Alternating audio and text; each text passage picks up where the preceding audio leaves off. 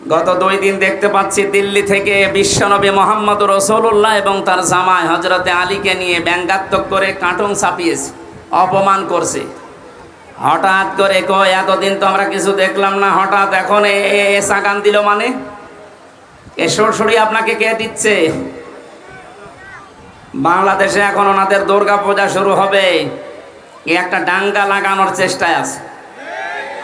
ওরা মনে করছে বাংলাদেশের মুসলমানেরা এই দৃশ্য থেকে যদি এই সংখ্যালঘু যাদের নাম বলা হয়, কিসের সংখ্যালঘু? এদেশে কোনো সংখ্যালঘু নেই, সবাই আমরা সংখ্যাগুরু। কথা বলেন? এদেশে জন্ম নিয়েছে যে সেই এই দেশের মালিক। ওরা মনে করছে এই কথা তুলে দিয়ে এখন ওরা আলোচনা করবে, সমালোচনা করবে, শেষ পর্যন্ত কিছু মন্দিরে হামলা করবে। না, আমরা অত পাগল না। এদেশে যারা মুসলিম সত্যিকার অর্থে, তারা মন্দির ভাঙা তো দূরের কথা, অন্যান্য ধর্মের দেবতাকে গালি দেওয়াও কোরআন নিষেধ করেছে। এজন্য আমরা সতর্ক থাকবো, ওদের ওই সমস্ত ফাঁদে যেন আমরা পা দিয়ে আমাদের দেশকে আবার আন্তর্জাতিকভাবে টার্গেটে ফেলে না দেয়। অনেকে অতি উৎসাহী হয়ে ইসলাম মানি এই কথার ধান্দা নিয়ে কিছু কিছু কাজ এমনভাবে দেখাচ্ছে, আন্তর্জাতিক মিডিয়া তো বসে নেই ষড়যন্ত্র করার জন্যে।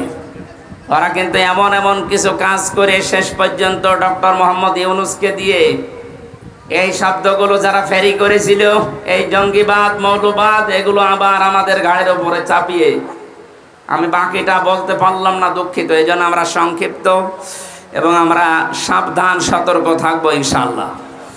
আমি ইঙ্গিত দিয়েছি, আল্লাহ যেন আমাদেরকে বোঝার তৌফিক দেন, বলেন আমিন।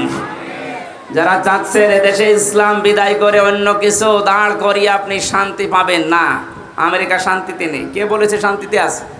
ইসলাম যেখানে নেই সেখানে মুক্তি নেই। কথা বলেন? আমি বগুড়াতে বহুবার এসেছি, আমার কথা বলতে দেননি। আজকে আসেন তো সেই মানুষগুলো দেখি, মাইক কেড়ে নিন তো। মায়ের দুধ খেয়েছেন আমি দেখছি, আসেন মাইক কেড়ে নিন। আজকে যারা আলেমদের এই 15.5 বছর মাইক কেড়ে নিয়েছেন, কোরআনের কথা বলতে দেননি, আপনি মুসলমান নাম করলেও আপনি কাফের, কারণ ওটা কাফেরদের চরিত্র। কোরআন মানুষকে শুনতে না দেওয়া, এটা কাদের চরিত্র? আকাল আল্লাযীনা কাফারু লা তাসমাউ লিহাযাল কুরআন আলগাউ ফীহি লাআল্লাকুম তাগলিবুন। আল্লাহ তাআলা 1500 বছর আগে কাফেরদের চরিত্র দিয়েছেন। আবু জেহেল সংসদে পর্যন্ত এই আইন পাশ করেছিল, সব চলতে দাও, কোরআনের আলোচনা যেন মোহাম্মদ করতে না পারে, যেখানে করবে বাধা দাও। এই যে অলগাও দিয়েছেন আল্লাহ, হট্টগোল বাঁধাও, ঢোল ডুগি তবলা বাজাও, পরিবেশ নষ্ট করে দাও, মানুষ যেন কোরআনের আলোচনা শুনতে না পারে। অলগাও ফীহি লাআল্লাকুম তাগলিবুন, আশা করা যায় তোমরা গালেব হবে, বিজয়ী হবে। এ ধারণা কাফেরদের। কাদের? 1500 পরে দেখলাম এ ধারণা অনেক মুসলমানদের ভেতরে প্রবেশ করেছিল। ওরা মনেই করতো এই যে কোরআন শুনলেই বুঝি আমাদের চেয়ার নাকে আবার উল্টিয়ে যায়। কথা বলেন না কেন? সুতরাং যে মানুষগুলো এই ধারণা নিয়ে, এই চিন্তা ভাবনা নিয়ে কোরআনে বাধা দিয়েছিলেন, আপনার আর আবু জেহেলের ভেতরে পার্থক্য এই শুধু নামের। কিসের পার্থক্য? কোনো পার্থক্য এই একটাই, নামের। নামে মানুষকে মুসলমান নিয়ে, মানুষকে জান্নাতে নিয়ে যেতে পারবে? বলেন। সুতরাং এতদিন যা করেছি, সরাসরি হয়তো কেউ বলেন এই যে আমি কোরআন বন্ধ করে দেব, কিন্তু এমন এমন পরিবেশ তৈরি করে দিয়েছে, 14 জায়গায় অনুমতি নেওয়া লাগতো। এই যে ভাইরা বসে আছে, জিজ্ঞেস করেন তো, ওনারা কোনোদিন চেয়েছে যে কোরআনের আলোচনা এদেশে বন্ধ হোক? ওনাদেরকে দিয়ে বন্ধ করতে বাধ্য করেছে উপরে অনেক জালেমের বসা ছিল। এমন এমন মানুষকে বসিয়েছে, নামে মুসলমান, কামে সব কাফেরদের মতো। 14 জায়গায় যদি অনুমতি নেওয়ার জন্য মানুষ একটা তাফসির মাহফিল করবে, কোরআনের আলোচনা করবে, 14 জায়গায় যদি অনুমতি নেওয়া লাগে, ওর ধৈর্য কোলাবে? শেষ পর্যন্ত হাল ছেড়ে বলবে দরকার নেই, মমতাজকে নিয়ে এসে 5টা জায়গা আনতে দে। সরাসরি কিন্তু বলতো না যে তাফসির মাহফিল হবে না। তো এমন এমন সিস্টেম করে দিয়েছিল মানুষ যেন ও পথে না হাঁটে। তাহলে এই সিস্টেমগুলো যারা করেছিল এরা কোরআনের ভাষায় কাফের। এরা কি বলেন? কাফের মারা গেলে জানাজা দেওয়া হয়, কবরে দেওয়া হয়, দোয়া করা হয়। তাহলে এগুলো যদি মরে যায় আমার মনে হয় এদের জন্য এগুলো বন্ধ করে দেওয়া দরকার। কারণ ও এমনি জাহান্নামে যাবে, ও এমনিতেও জাহান্নামে যাবে। ও যাক, ওরে আরো লাথি দিয়ে ফেলে দিন যা। সুতরাং এই পরিবেশ আল্লাহ আমাদেরকে এই যে কথা বলার বাক শক্তি যে আমাদেরকে দিলেন এবং এই কথা বলার যোগ্যতা যিনি দিয়ে পাঠালেন, এটা যারা বন্ধ করেছিলেন আল্লাহ রাব্বুল আলামিন তাদেরকে এখন সব জায়গা থেকে বন্ধ করে দিয়েছে। ইঁদুরের গর্ত এখন তাদের জায়গা নেই। দু একটা ওকে ঝুঁকি মারছে, ধরা পড়ছে। কথা বলছে না কেন? কোরআনের জন্য আল্লাহ এই দেশ এখন ওপেন করে দিয়েছে এবং কোরআন কায়েম হবে, এইটাই সামনে ফাইনাল ইনশাআল্লাহ। আমি কিছু কিছু জরিপ মাঝে মাঝে দেখি, এই যে বিবিসি এরপরে আল জাজিরার, এগুলো বললে মানুষের মন খারাপ হয়। আপনাকে আমি আশা সঞ্চার করার জন্য বলছি। একটা জরিপ পেয়েছিলাম কিছুদিন আগে, 100 জনের 14 জন এখনো পর্যন্ত জালেমদের দোসর আছে এদেশে। 100 জনের 28 জন মানুষ এখনো পর্যন্ত শুধু খাওয়ার ধান্দায় আছে। 100 জনের 58 জন মানুষ চাইছে এদেশে আল্লাহর কালাম দিয়ে পৃথিবীটা চলুক। এই জরিপ আমি বানাইনি, যারা জরিপ করে তারাই জানিয়েছে। সুতরাং 100 জনের 58 জন যখন এই 1-1.5 মাসে তৈরি হয়ে গেছে, আশা করছি আল্লাহ এই দেশকে কোরআনের হাতে তুলে দেবেন ইনশাআল্লাহ। এই দৃশ্যটা যেন আমরা চর্মচোখে দেখতে পারি, সে আকাঙ্ক্ষা আল্লাহর কাছে করছি। আল্লাহ তুমি কবুল করো, আমিন। দরুদ আর সালাম পড়ছি আমাদের নবী মুহাম্মদুর রাসূলুল্লাহ সাল্লাল্লাহু আলাইহি ওয়াসাল্লামের প্রতি। তামাম পৃথিবীর সবাই এখন একটা জিনিস চাচ্ছে, শান্তি। কি বলেন তো? সবাই চায় শান্তি। যে জাতির লোককে জিজ্ঞাসা করেন সবাই শান্তি চাচ্ছে। আল্লাহ রাব্বুল আলামিন শান্তি নামে একটা নাম তিনি নিয়েছেন, সালাম। সালাম মানে কি? সেই সালামের পক্ষ থেকে যে ধর্মটা দুনিয়ায় এসেছে তার নাম ইসলাম। ইসলাম মানে শান্তি। ইসলাম মানে কি? এই আসল শব্দ সিলমন বা সালমন, শোক শান্তির যে বিষয় আল্লাহ ইসলামের ভেতরে রেখেছেন। সুতরাং এদেশে আমরা 96 ভাগ মুসলমান, অন্যান্য ধর্মের লোকেরা যারা আছেন 4 ভাগ। সবাই যদি ইসলামকে নিয়ে আসতে পারি, কাঙ্ক্ষিত মানের শান্তি এদেশে আমরা দেখতে পারবো ইনশাআল্লাহ। এদেশে মসজিদ যেমন পাহারা দেওয়া লাগে না, 3.5 লাখের উপরে মসজিদ আছে, পাহারা দেওয়া লাগে?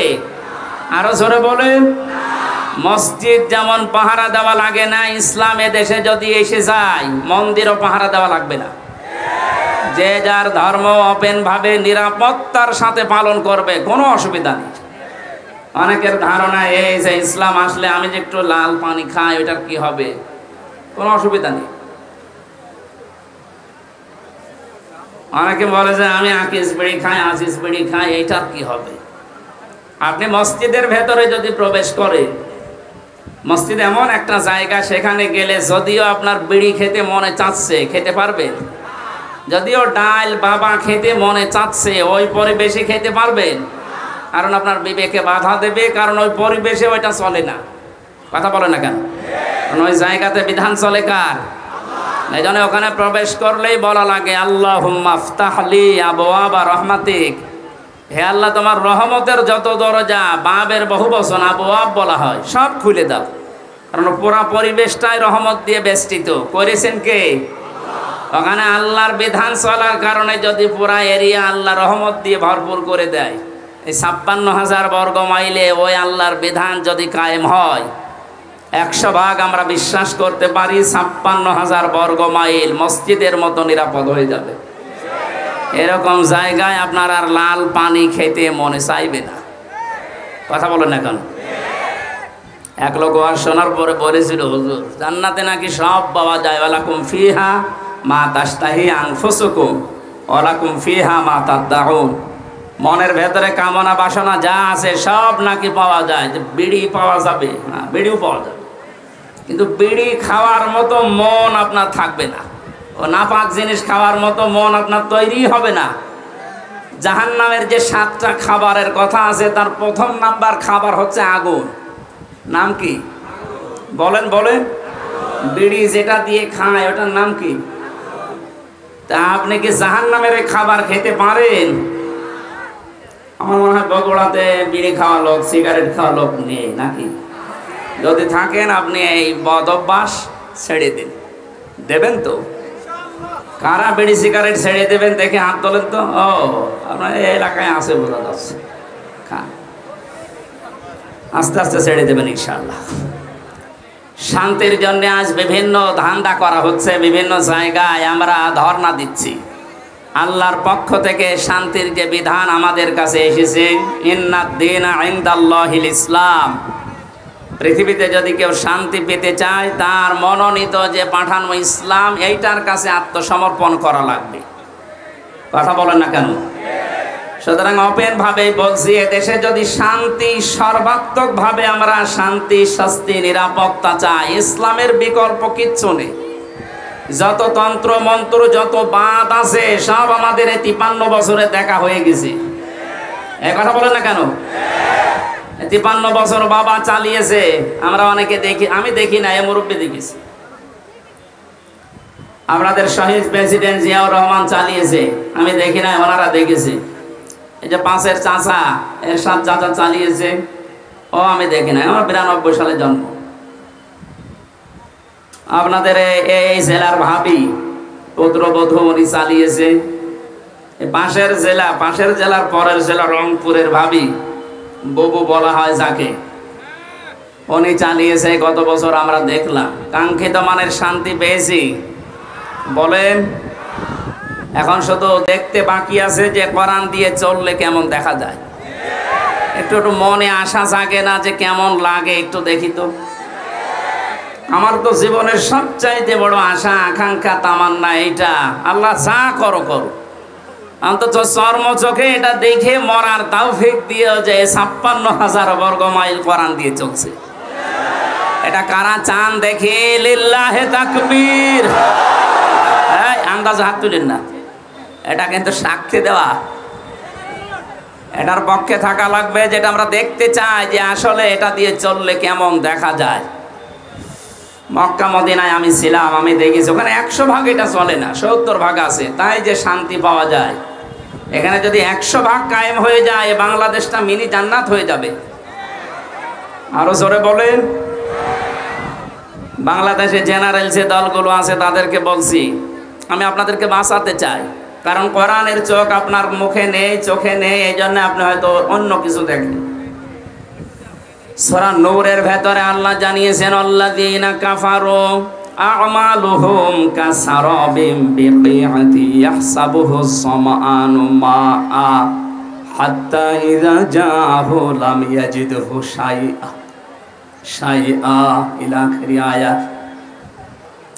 কাফেরদের চিন্তা ভাবনা, ধারণা, বিশ্বাসে দৌড়ে মরিচিকা মনে করেছিল এখানে পানি আছে মনে হয়।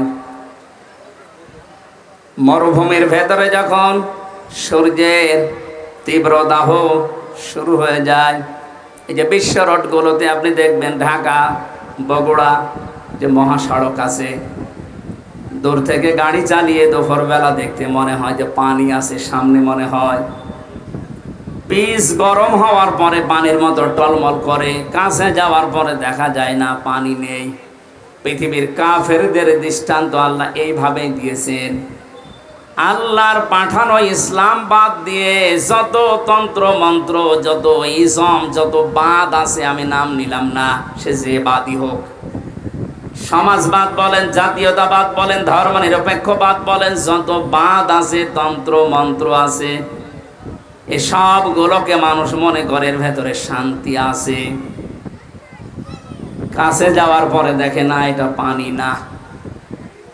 এই জন্য আমাদের উচিত হচ্ছে আপনাকে আমার সাবধান করা। আমি করলাম, জ্ঞানী মানুষ যদি হয়ে থাকেন আপনি আশা করি বুঝে ফেলেছেন। এরপরেও যদি কেউ বলেন না আমি বুঝি না, আমি ভান ধরে আসি, এদিকে আসেন। আল্লাহ আপনাকে সহজে এটা বোঝার তৌফিক দিন যে ইসলাম বিদায় করে দিয়ে আজ যারা, আমি কয়েকদিন ধরে লক্ষ্য করছি, মৌলবাদ এই শব্দ নিয়ে অনেকে জিকির করছে, এটা বন্ধ করা লাগবে। মুসলমানদেরকে মৌলবাদ বলা যাবে না এই দেশে। এই শব্দটাকে ফেরি করে এই 15.5 বছর হাজারো মুসলমানকে যিনি ছিলেন তিনি গুম করেছিলেন। এক কথা বলেন না কেন?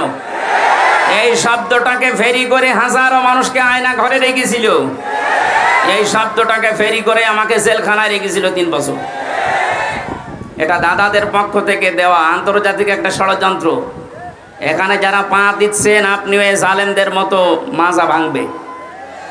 সুতরাং এই শব্দ যেন কোনো মুসলমানের আগে পরে লাগানো না হয়, যেন আমরা মৌলবাদ চাই না। তা আপনি কি চান? মৌল শব্দ এসেছে মূল থেকে। মূল মানে এ পৃথিবীর মূল আমার আল্লাহ। এক কথা বলেন না কেন?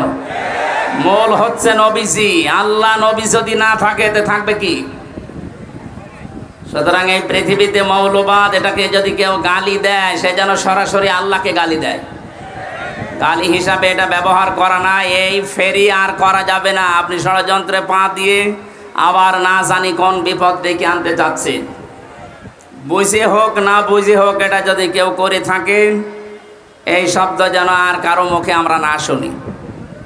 কথা বুঝতেছে?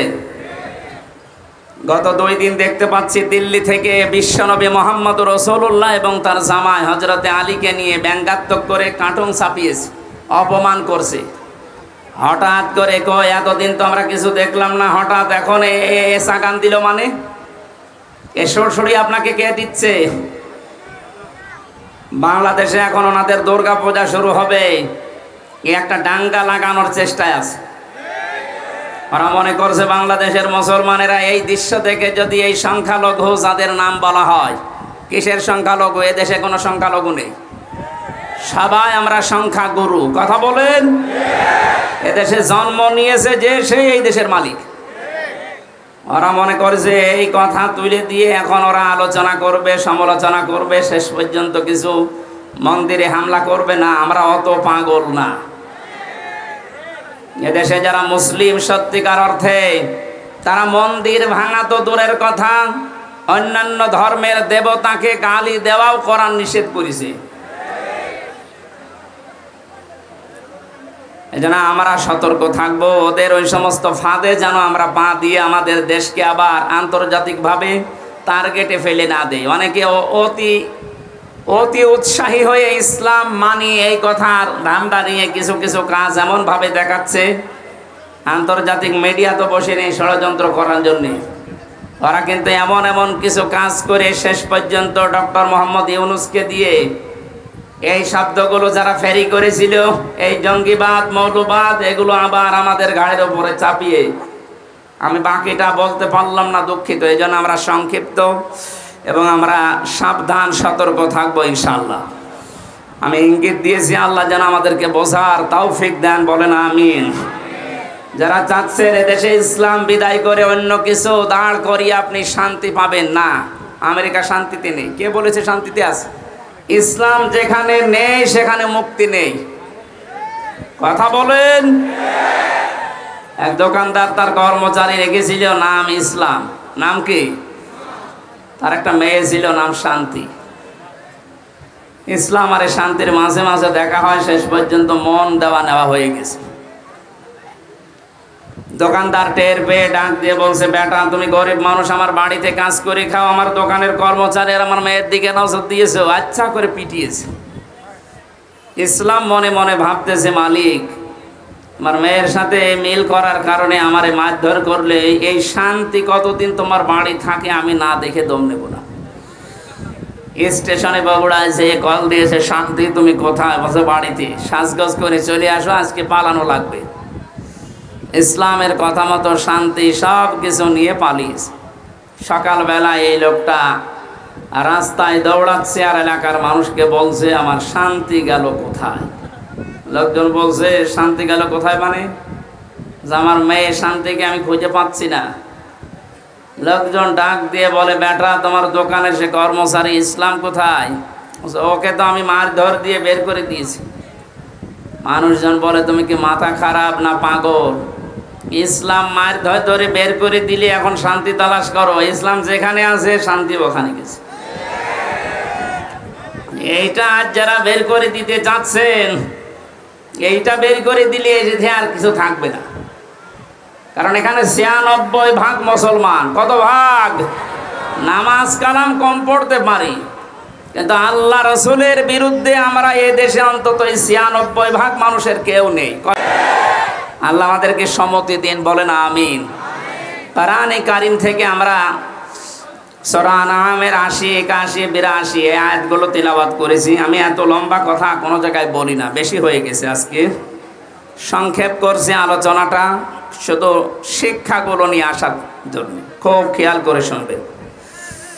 আল্লাহ রাব্বুল আলামিন হযরত ইব্রাহিম আলাইহিস সালামের এবং তার বাবার কিছু কাহিনী এখানে তুলে ধরেছেন। শিরিক এবং ঈমান, এটা সেই পৃথিবীর লগ্নের পর থেকে আরম্ভ হয়েছে এই দুইটার সংঘর্ষ। কোনো মানুষ যদি শান্তি, স্বস্তি, নিরাপত্তা চায়, সে যেন তার বিশ্বাসের সাথে অন্য কিছুকে যোগ না করে। এটা যারা যোগ করেছে, যুগে যুগে তাদের শান্তি, স্বস্তি, নিরাপত্তা হারিয়ে গেছে।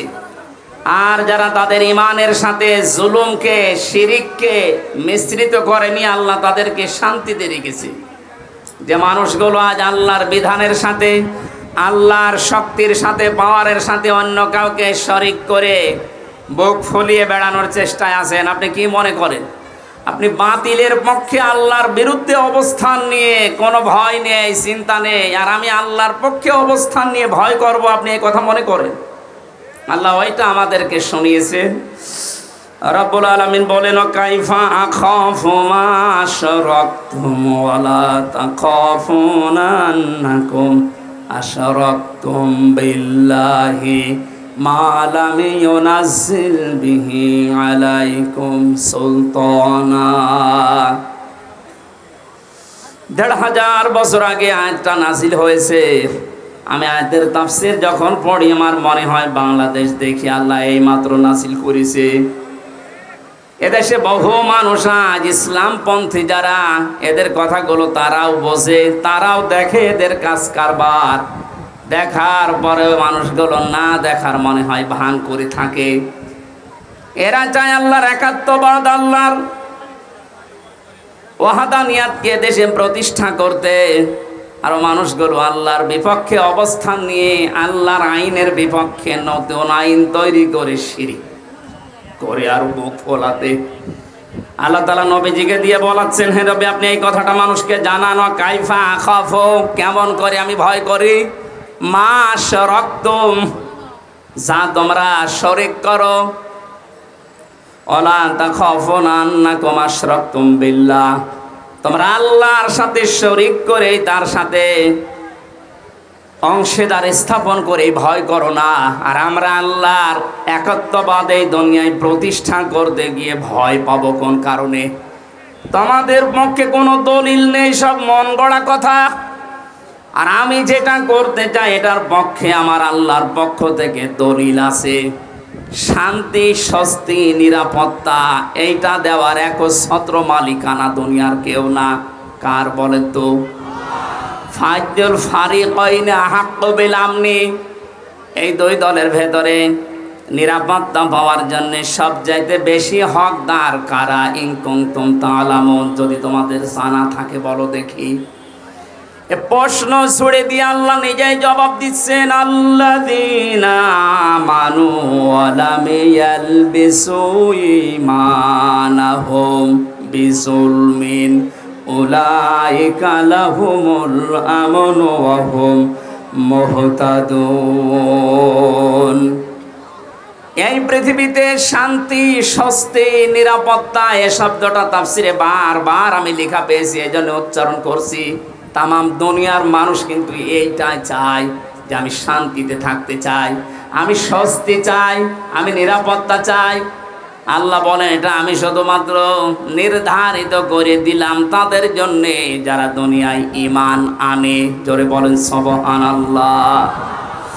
প্রশ্ন আসতে পারে, আমার তো ঈমান আছে তারপর আমি শান্তি পাই না কেন? না, ঈমান যদি কেউ আনে, পরবর্তী শব্দ হচ্ছে ওয়ালাম ইয়ালবিসু ঈমানাহুম বিযুলমিন, সেই লোকটা যেন তার ঈমানকে জুলুমের সাথে মিশ্রণ না করে। আজ এই 15.5 বছরের দিকে আমরা তাকিয়ে দেখছি, অনেক উন্নয়ন আমাদের চর্মচোখে দেখানোর চেষ্টা চালানো হয়েছে, কিন্তু মানুষগুলো ইমানের সাথে জুলুমকে, শিরককে মিশ্রিত করার কারণে আল্লাহ শান্তি, স্বস্তি, নিরাপত্তা সব উঠিয়ে নিয়েছে। আমার কথার অর্থ বোঝেন? সুতরাং আমাদের ইমান আছে, তখন আমরা শান্তি পাবো। যে সময় আমাদের ইমানের সাথে নিরাপত্তা, স্বস্তি ফিরে আসবে, ওই সময় আমাদের ইমানের সাথে যখন জুলুম মিশ্রিত না হবে। 15.5 বছরে যে প্রকার জুলুম হয়েছিল তার একটু বাস্তব উদাহরণে আয়না ঘরটা। দুনিয়ার আমি সব কিছু বাদ দিয়ে দিলাম, শুধু এতটুকু যদি আপনার বিবেক থাকে, ভাবেন তো একটা মানুষকে 1 দিন 2 দিন 5 দিন না, একটা জীবিত মানুষকে 8 বছর মাটির নিচে 3.5 হাত ঘরের ভেতরে, কোনো আলো বাতাস, কোনো শব্দ নেই সেখানে। আমি নিজেও 10 দিন ছিলাম। 8টা বছর মানুষকে ওখানে রেখে দিয়েছে, যার ইশারায় যে মানুষগুলো এর সাথে জড়িত। মাঝে মাঝেই ভাবতাম, আল্লাহ যারা আমাদেরকে পাহারা দিয়ে গেল, এরা বাড়িতে যে ঘুমায় কি করে? এত বড় ভয়ঙ্কর, এত বড় কঠিন জায়গায় ওরা তো দেখে গেল, পাহারা দিয়ে গেল। আমার সাথে একজন ছিল জেলখানায়, মুফতি ফখরুল ইসলাম। উনি আমার মাঝে মাঝে বলতো, হামজা ভাই, আমারা যখন এই আয়না ঘরে নিয়ে যাই, এই পায়ের ভেতর দিয়ে আমার হাত লাগিয়েছে। পায়ের ভেতর দিয়ে হাত লাগিয়ে সামনে যে লোহার রড দেওয়া ছিল, এই খাঁচা, লোহার এই খাঁচার সাথে হাত দিয়ে সামনে আমার তালা লাগিয়ে দিয়েছে। 1টা 2টা দিন না, 3 মাস একাধারে এইভাবে রেখেছে। তাও 24 ঘন্টা শুধু 1.5 মিনিট 2 মিনিট সময় দিত টয়লেট করার। খাবার যা দিত, মাঝে মাঝে মনে হচ্ছে খাবার কেউ মাখিয়ে দিয়েছে।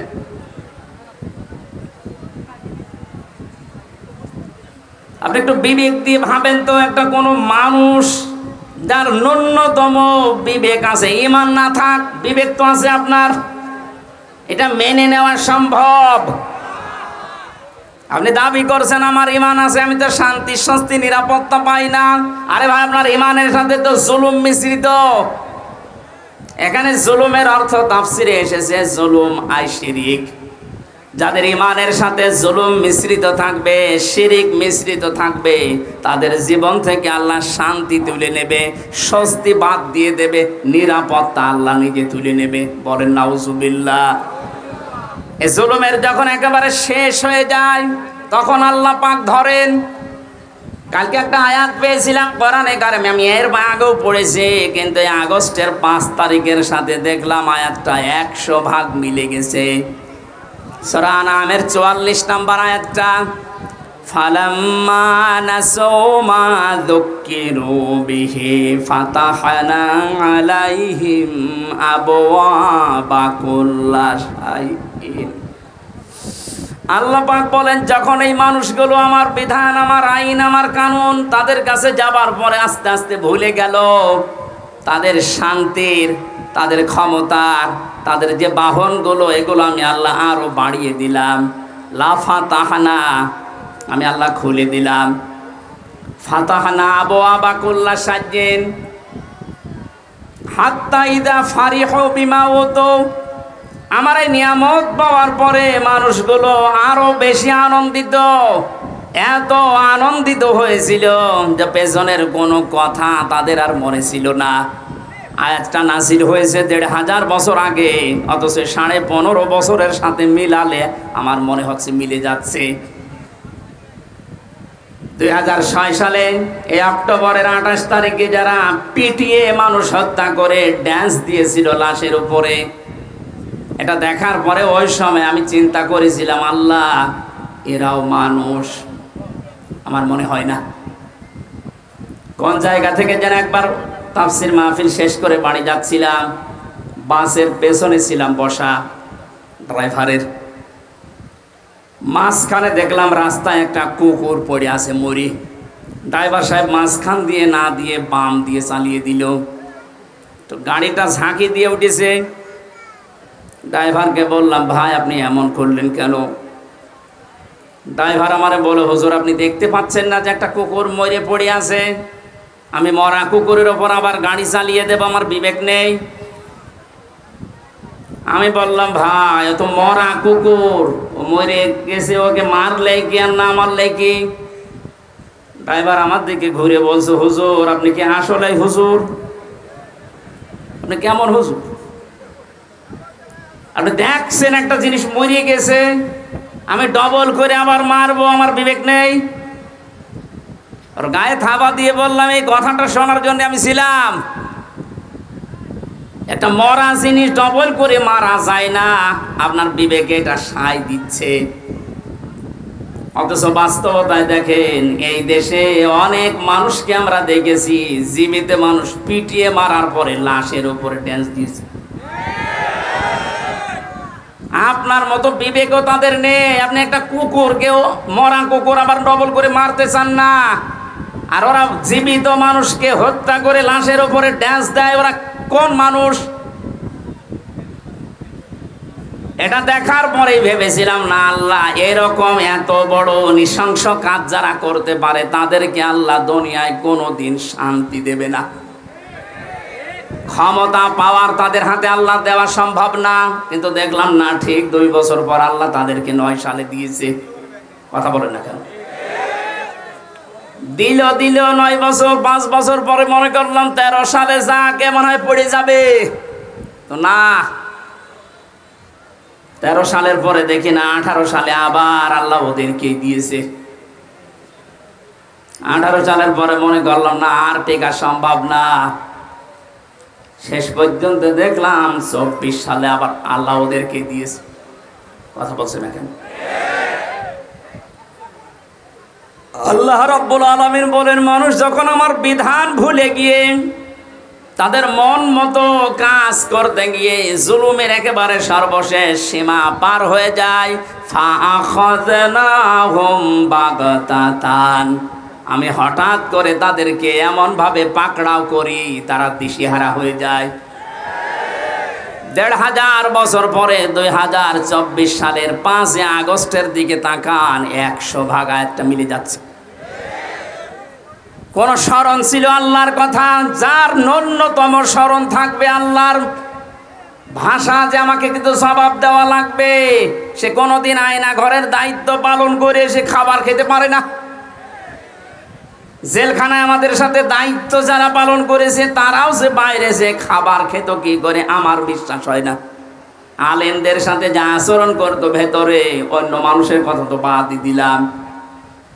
আল্লাহর আয়াতগুলো, আল্লাহর বিধানগুলো পুরাটা ভুলে গিয়েছিল। ইন্নামা নুমলি লাহুম লিয়াজদাদু ইসমা, মানুষের পাপের বোঝা যখন পরিপূর্ণ হয়ে যায়, ওয়ালাহুম আযাবুম মুহিন, তখন আল্লাহ অপমানজনক শাস্তি তার উপরে ফেলে দেয়। এত অপমান আল্লাহ পৃথিবীর ইতিহাসে কাউকে করেছে বলে আমার মনে হয় না। সে অপমান করেছে কালামানিককে। কলার পাতায় শুয়েছে, বিসি উড়ে গেছে। কথা বলে না কেন? আমার তো 1500 বছরের ইতিহাস আমি যতটুকু পড়ি, কাউকে এত বড় অপমান করেছে বলে আমার মনে হয় না। এর সাথে আল্লাহ কি করবে? 3 বছর জেল খাটা সহ, আয়না ঘরে 10 দিন থাকা সহ, যত কষ্ট এই 15.5 বছরে পেয়েছি, একদিনে আমার মন শান্ত হয়ে গেছে যখন দেখেছি কালামানিকের বিচি উড়ে গেছে। আমার আর কিচ্ছু চাওয়ার নেই, আল্লাহর কাছে সব চাওয়া শেষ। আয়াতের পরবর্তী শব্দ হচ্ছে, ওরা যখন হতাশ হয়ে পড়ে, আকস্মিক ভাবে আল্লাহ ধরেন। আল্লাহ সময়ও দেননি, এমন ভাবে ধরেছে দুপুরের খাবার খাওয়ার সময়ও পায়নি। এই কথা বলেন না কেন? আমি আল্লাহ নিজে জালেমদের শিকড় কেটে দেই। আল্লাহ কেটে দিয়েছে, এর বাস্তব প্রমাণ এই বাংলাদেশ। কোন জালেমের এখন ক্ষমতা আছে মাথা চাড়া দিয়ে ওঠা? শয়তান শয়তানি করার জায়গা পাচ্ছে না। মাঝে মাঝে ওই দেশ থেকে কল রেকর্ড ফাঁস করছে, মনে করছে দেশের মানুষ বোকা, কিছু বোঝে না। আরে ভাই, নিজে কল করে একজনকে দিয়ে, নিজে রেকর্ড করে, নিজে আবার কথাবার্তা ওগুলো মানুষের কাছে পাঠায়। এই ধান্দাবাজি, এই প্রতারণা কিন্তু এদেশের মানুষ বুঝে ফেলেছে। আপনি যার সাথে মোবাইলে কথা বলছেন, কোনো নাম করা মানুষের সাথে তো কথা বলতে দেখি না। কোথায় কোন অসপাড়া গায়ে কোন কে তার পরিচয় কেউ জানে না। তার সাথে আগে থেকে লিঙ্ক করে কথাগুলো কি বলা লাগবে সব সেট করে রাখে। ওই কথাগুলো নিজে 3-4 মিনিট বলার পরে ওইটা আবার এডিটিং করে কল রেকর্ড ছেড়ে দিচ্ছে, মানুষ যেন ভয় পায়। গোপালগঞ্জে সেই দিন শুনলাম এক লোকের জন্মদিন নাকি পালন করতে দেয়নি। যারই হোক, এই জন্য ওসি সাহেব যারা জন্মদিন পালন করার জন্য গেছে তাদেরকে নিষেধ করেছে, না এই জন্মদিন পালন করা যাবে না, কারণ এটা ইসলামের নেই। কারো জন্মদিন মৃত্যুদিন পালন করা লাগবে, ইসলামে আছে? ওসি সাহেব আল্লাহর ঘোষণা রসুলের ঘোষণা অনুযায়ী কাজ করেনি। এটা দেখলাম উনি ওখানে জানাচ্ছে মায়ের কাছে যে মা এই হচ্ছে। উনি ওখান থেকে বুদ্ধি দিচ্ছে, ওসি সাহেবের নাম লিস্ট করে রাখো, আমি যদি কোনো দিন আসি ওকে আমি দেখে নেব, তুমি আসো। বড় আশা করে আছে যে উনি চট করে ঢুকে পড়বে আর দেশের মানুষ ফট করে আয়না ঘরে ঢুকিয়ে দেবে। আর যতটুকু বিশ্বাস, এই দেশের 18 কোটি মানুষ যদি ওনাকে মাফ করে দেয়, ব্যারিস্টার আরমানের বউ জীবনও মাফ করবে না। আমার ওই ছোট মেয়ে ফারিহা জান্নাতও মাফ করবে না। কোন অপরাধ ছিল ওর? আমার তো কয়েকদিন আগে দেখলাম মামলাগুলো সব খালাস করে দিয়েছে। তার মানে বিচারক কর্তৃক, আদালত কর্তৃক প্রমাণিত যে আমার কোনো দোষ নেই, যে মামলা দিয়েছিল আমি নির্দোষ। আমি চাই এই দেশে যে মানুষগুলোকে দিয়ে জুলুম করানো হয়েছে, মামলার আয়ু থেকে শুরু করে একেবারে ওই পালানো পর্যন্ত, যারাই জড়িত ছিল, এ দেশের 1 লাখের উপরে মানুষ এখন জেলখানায়। তার 100 জনের 70 জনই কিছু জানে না, আন্দাজে জেল খাটতেছে। যারা 2 বছর 5 বছর 10 বছর পরে নিরপরাধ প্রমাণ হয় যে কোনো দোষ নেই, তখন ছেড়ে দেওয়া লাগে। সুতরাং এই মানুষগুলো আমি চাই যারা এই জুলুমের সাথে জড়িত, একটা মানুষকে জেলে দিলে তার পরিবারের সব ধ্বংস হয়ে যায়। আমার 2টা মেয়ের খোঁজ 3 বছরে কে নিয়েছে? আমার ম্যাডামের, আমার মা বাবার। প্রত্যেক মাসে মাসে তো মামলা তুলতে আছে, 33 বারের উপরে আমার মামলা তুলেছে, তো জামিন দেয়নি। অথচ সেই বিচারক এই কয়েকদিন আগে পুরাটা খালাস করে দিয়েছে। মামলাটা হাতে নিয়ে আমার সামনে তো চেয়েছিলাম আমি, আমারে বলছে যে এ কি বিচার করবে, এর ভেতরে কোনো মাল নেই, যা। আমি বলতেও গেলাম যে স্যার মাননীয় আদালতে এই মামলা তো 3 বছর আপনার হাতে ছিল, তখন তো বলেননি, এখন বলছেন কোনো মাল নেই, কি দেখে বিচার করব? সব ফেলে দিলেন। এই 3 বছর আগে যদি এরকম টান মেরে ফেলে দিতেন তাহলে তো আমার 3 বছর জেলে থাকা লাগে না। এইটাই বলতো যে হুজুর আমার কিছু করার নেই, ওপরের নির্দেশ, হাত বাঁধা ছিল। কথা বলে না কেন? এরকম হাত বাঁধা কি শুধু ওই বিচারকের ছিল? এদেশে 1628টা চেয়ার, শুধু একটা চেয়ারের হাত খোলা ছিল, বাকি সবগুলোর ছিল হাত বাঁধা। এজন্য তাদের ইচ্ছা থাকার পরও তারা ন্যায় বিচার করতে পারেনি। কোনদিন একটা বিবেক সম্পন্ন মানুষের এই জুলুম দেখার পরে সহ্য করা সম্ভব না, কিন্তু হাত বাঁধা। ওনার হাত খুলে যাওয়ার পরে আর 1 সেকেন্ডও দেরি করে না, সব খারিজ করে দিয়েছে। আমরা চাই রাষ্ট্র সংস্কার যখন আরম্ভ হয়েছে, এ দেশে যাদের হাত এরকম বাঁধা ছিল, এই 1628টা চেয়ারের কোনো হাত যেন আর বাঁধা না থাকে। সবার হাত আমরা আবু সাইদের মতো খোলা দেখতে চাই। কথা বলেন? দায়িত্বে যারা আছে থাক, আমার কোনো আফসোস নেই, নিষেধও নেই, কিন্তু আমরা কারো হাত বাঁধা দেখতে চাই না। প্রশাসনের চেয়ারে যারা আছে, বিচারকের চেয়ারে যারা আছে, হাত খুলে দেন, এদের দ্বারাই ন্যায় বিচার করা সম্ভব। এরা মানুষ না? এদের বিবি বাল বাচ্চা বউ নেই? ওরা বাধ্য হয়েছে এই কাজগুলো করতে। সুতরাং এই জুলুমের সাথে যারা মিশ্রণ করে দিয়েছেন, নিজের ঈমান থাকার পরেও আপনি শান্তিতে, স্বস্তিতে, নিরাপত্তার সাথে থাকতে পারবেন না। এ ঘোষণা কার? আল্লাযীনা আমানু ওয়া লাম ইয়ালবিসু ঈমানাহুম বিজুলমিন। যারা ঈমান আনে কিন্তু তাদের ঈমানকে জুলুমের সাথে মিশ্রণ করে ফেলে, তাদেরকে আমি আল্লাহ শান্তিতে থাকতে দেই না। বাস্তব আমরা এখন দেখতে পাচ্ছি। কেউ শান্তিতে আছে? মনে করেছিল আমি আরামে থাকবো, যাদের দ্বারা আরামে থাকবে তারাই ধরিয়ে দিস। এই যে দীপমণির নাম শুনলাম, উনি ওনার বোনের বাড়িতে পালিয়েছিল। বোনের ছেলে মোবাইল টিপছিল, নিষেধ করে যে ওই মোবাইল টেপা বাদ দিয়ে পড়াশোনা কর। ও ছেলেটা বিরক্ত হয়ে গিয়ে 999-এ কল দিয়ে এই পুলিশ ভাইদের কাছে। আপনাকে আল্লাহ শান্তিতে থাকতে দেবে না। যারা জুলুম করে আর যারা জুলুমের সাপোর্ট করে, এই মানুষগুলো নবীর উম্মত থেকে বের হয়ে যায়। কত বড় কথা লিখে লক্ষ্য করেন, যারা জুলুম করে আর যারা জেনে শুনে জুলুমের সাপোর্ট করে, এরা নবীর উম্মতের বাইরের লোক। এদেশে আমরা অনেককে এরকম দেখতে পেয়েছি। সুতরাং আপনাকে আল্লাহ শান্তিতে, স্বস্তিতে, নিরাপত্তায় থাকতে দেবে কোন কারণে? বিডিআর বিদ্রোহর নামে হাজার হাজার মানুষকে বিনা কারণে, তাদের মুখের ভাষা, তাদের মুখের কান্না, চোখের পানি দেখলে আল্লাহর আরশ পর্যন্ত কেঁপে যায়। এই 3 বছরে 900-র উপরে বিডিআরের সাথে আমার দেখা। কত মানুষ 1 মাস পরে রিটায়ার্ড হয়ে বাড়িতে যে বউ বাচ্চা নিয়ে থাকবে, অথচ 14 বছর জেল খাটতেছে। রাতে তাহাজ্জুদ পড়তে যখন উঠতাম দেখতাম এই মুরব্বী মানুষ, এরকম মুরব্বী মানুষ 14 বছর জেলে আছে। রাতের বেলা ঘুমের ভেতরে ঘুম থেকে উঠে এমন একটা আওয়াজ দিত, আমার মনে হয় আরো সে চলে যায়। 60 বছর 65 বছরের এই মুরব্বী মানুষ চোখের পানি ফেলি কাঁদতো, হামজা ভাই জীবনে আর 1 মাস পরে রিটায়ার্ড হয়ে যেতাম, বিনা কারণে কিচ্ছু জানি না। যদি শাস্তিও দিয়ে দিত মাত্র 7 বছর জেল হইতো, অথচ 15 বছর পড়ে আছি। কি জবাব দেবেন আপনি এই জুলুমের?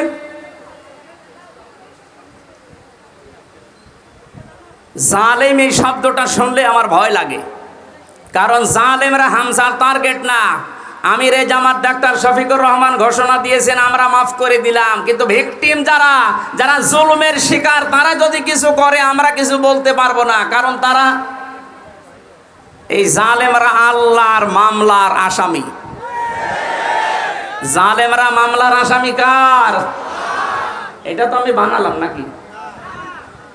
সূরা শুরা 42 নম্বর আয়াত, 25 নম্বর পারার 6 নম্বর পৃষ্ঠার 13 নম্বর লাইনে আছে। আমি যত তাফসীর পড়েছি বিশ্ববিদ্যালয়ে থাকাকালীন, সব মুফাসসির আয়াতের ব্যাপারে একমত। খুব ভালো করে শুনেন, ইন্নামাস সাবিলু আলাল্লাযীনা ইয়াযলিমুনান নাস। অবশ্যই আমি আল্লাহ মামলা দায়ের করব। এই এদিকে তাকান। অবশ্যই আমি আল্লাহ মামলা দায়ের করব তাদের বিরুদ্ধে যারা মানুষ হয়ে মানুষের উপরে জুলুম করেছে। এই আয়াতটা বাংলাদেশের সাথে মিলান।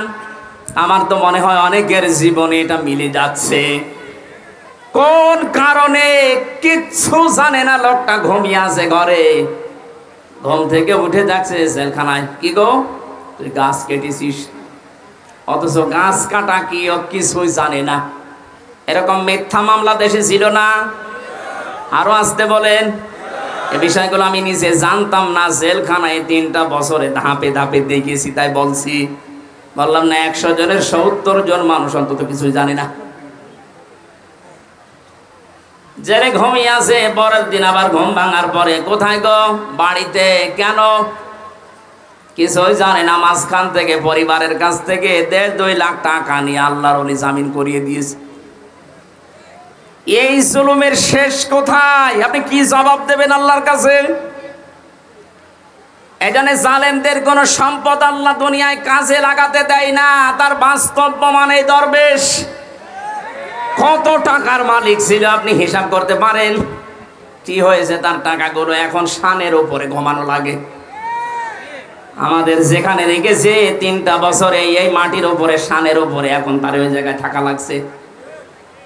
কি হচ্ছে তার ওই অর্থ সম্পদগুলো, এই টাকাগুলো কোনো কাজে আসতেছে? এখন তাদের যে চরিত্রের বর্ণনা বের হচ্ছে, শয়তান পর্যন্ত আশ্চর্য হয়ে যাচ্ছে যে দরবেশের চরিত্র এত নিম্ন।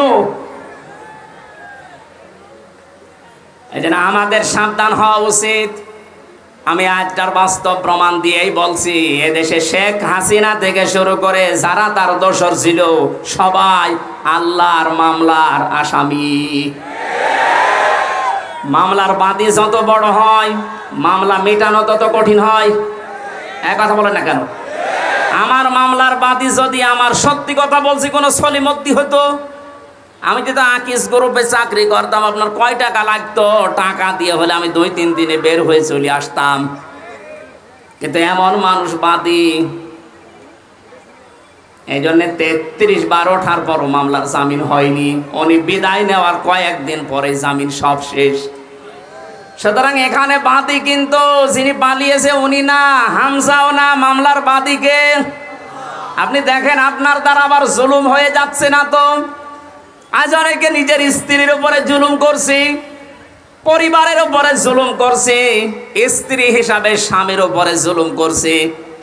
আল্লাহর নবীর স্ত্রী তার স্বামীকে অভয় দিত, স্বামী আমার ভয় পাবেন না, ইন্নাকা লা তাসিলুর রিহমা।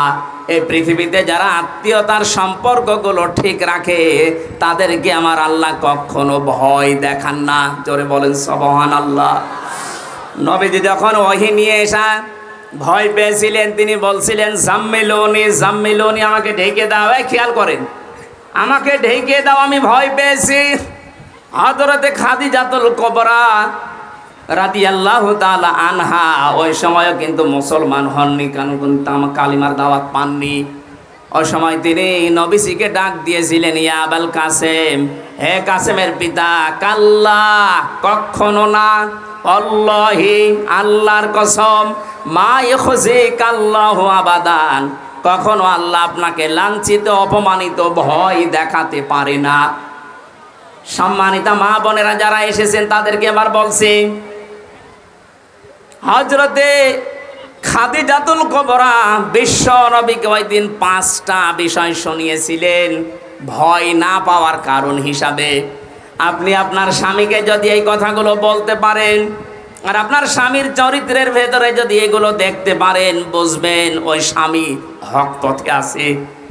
1 নম্বরে, যেই স্বামী তার রক্তের সম্পর্কগুলো ঠিক রাখে সেই স্বামীকে দুনিয়ার কোনো ভয় পাওয়াতে পারে না।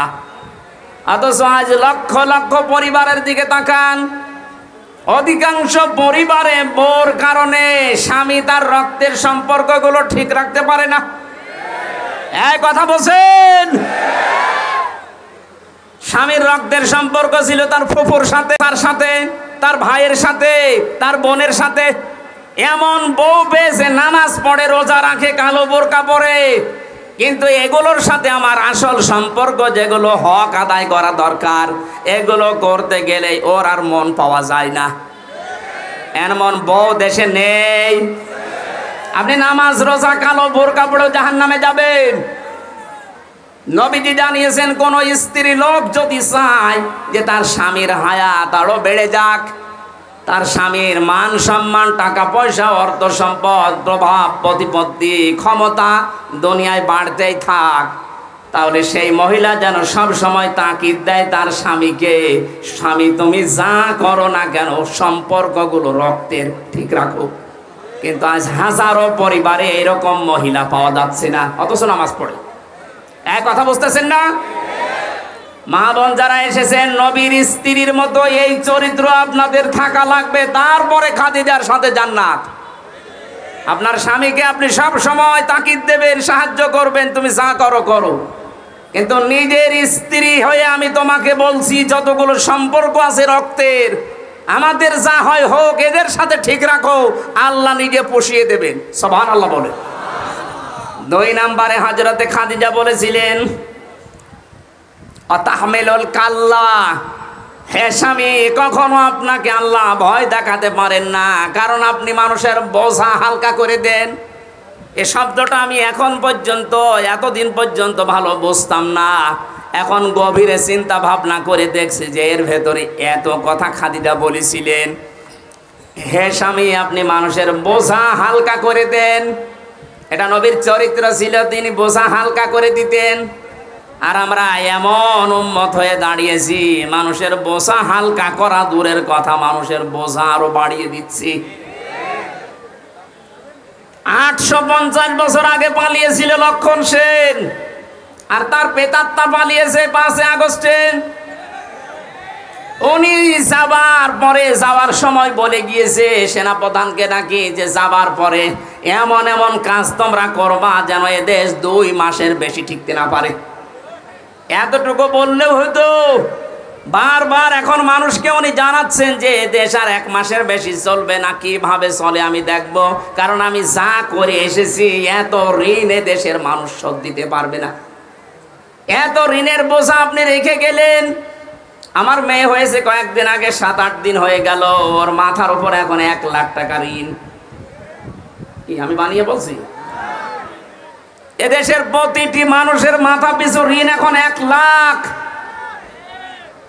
ঋণের বোঝাগুলো দিয়ে গেলেন আপনি। নবীর উম্মত দাবি করেন, 14 বার নাকি হজ করেছেন। কি করেছেন আপনি? নবীর আদর্শ ছিল তিনি মানুষের বোঝা হালকা করতেন, আর সবার বোঝা আপনি দিয়ে গেলেন। আগস্টের 5 তারিখের আগে কত মানুষের পরিবার ধ্বংস করেছেন, কত মানুষের হাত নেই, পা নেই, চোখ নেই, অন্ডকোষ পর্যন্ত নেই।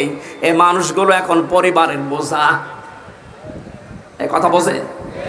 এই বোঝাগুলো যিনি বানিয়ে গেলেন উনি নবীর উম্মত হতে পারেন? আরো জোরে বলেন না। নবীর উম্মত যে না, সে নবীর উম্মত না, সুপারিশ পাবে। আমাদের কাজ হবে আমরা মানুষের বোঝা হালকা করব। ডাক্তার শফিকুর রহমান এইটাই করে বেড়াচ্ছে সারা দেশে। যত মানুষ শহীদ হয়েছে 1880 জনের তালিকা আমরা পেয়েছি। প্রত্যেক পরিবারে 2 লক্ষ করে টাকা দিয়ে আসতেছে। টাকাওয়ালা মানুষ দেশে আর নেই।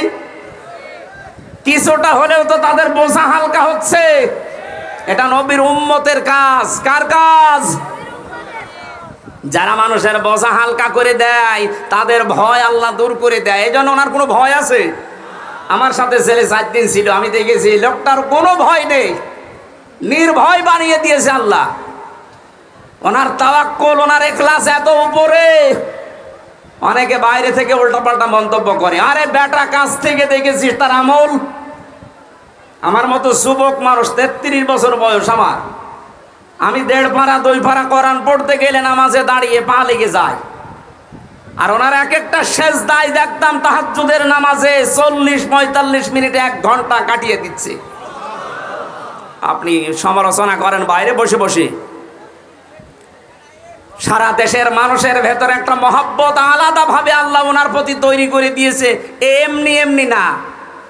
15.5 বছর তো খেদমত করার নাম নিয়ে তার উপর তো মানুষের মহব্বত নেই, আরো যত ঘৃণা জন্মিয়েছে, কারণ মানুষের বোঝা তিনি তৈরি করে দিয়েছেন এই দেশে।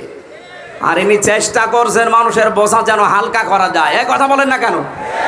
দলমত নির্বিশেষে আমাদের উচিত হবে নবীর উম্মত হিসাবে যদি দাবি করি, মানুষের বোঝা যেন আমরা হালকা করে দিতে পারি। বলেন আমিন। কত রকমের বোঝা আজ দিয়ে গেলেন। আমার তো বোঝা ছিল পরিবারে।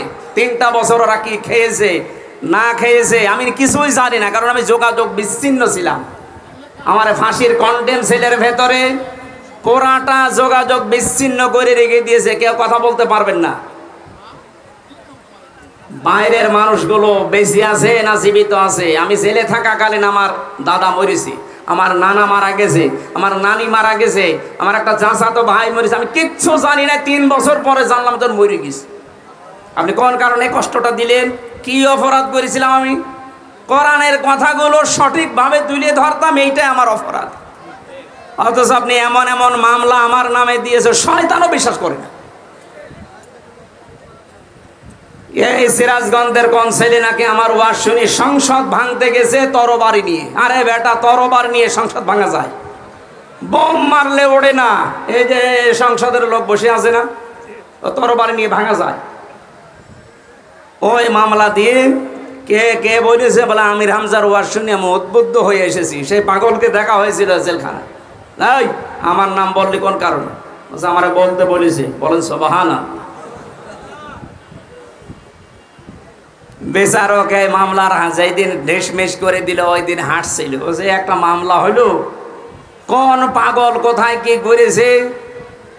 আমি যে এই কথা আপনি এই 3 বছর পরে বললেন, এটা যদি সেই প্রথম যখন মামলা উঠেছিল 7-8 দিন পরে ওই সময় বলে দিতেন যে না এ মামলার কোনো ভিত্তি নেই, 3টা বছর আমার বাইরের জীবনে থাকা লাগতো, এই ভেতরে থাকা লাগতো না। কত রকমের বোঝা মানুষের মাথার উপরে চাপিয়ে দিচ্ছেন, আর আপনি নবীর উম্মত দাবি করছেন। আপনি শান্তি পাবেন, স্বস্তি পাবেন, নিরাপত্তা জীবনেও না। যারা মানুষের বোঝা হালকা করে দেয় আল্লাহ তাদেরকে শান্তি দেয়। সুবহানাল্লাহ বলতে পারেন নাই? আমাদের জীবন যতদিন আছে মানুষের বোঝা বাড়াবো না মানুষের বোঝা হালকা করব? যেখানে যতটুকু আছে মানুষের বোঝা হালকা করার চেষ্টা করেন, আপনার জীবনের বোঝা আল্লাহ হালকা করে দেবে ইনশাআল্লাহ। হযরতে খাদিজা এর পরে আরো অনেকগুলো কথা বলেছিলেন। আমরা যদি এখনো এই দেশে শান্তিতে বাঁচতে চাই, আমাদের যা ঈমান আছে ঈমানের সাথে যেন জুলুম মিশ্রিত না হয়, খুব সতর্ক থাকবেন। জুলুমের এখানে অর্থ হচ্ছে শিরিক, শিরিক যেন মিশ্রিত না হয়। উলাইকা লাহুমুল আমনু ওয়া হুম মুহতাদুন। আল্লাহ পাক বলেন এই মানুষগুলো, এইভাবে আল্লাহ দেখিয়েছেন, যারা তাদের ঈমানের সাথে জুলুম মিশ্রণ করবে না, শিরিক মেশাবে না, এই মানুষগুলোকে আমি আল্লাহ নিজে শান্তি দেব। আর এরাই হচ্ছে হেদায়েত প্রাপ্ত বান্দা বান্দি। জোরে বলেন আমিন।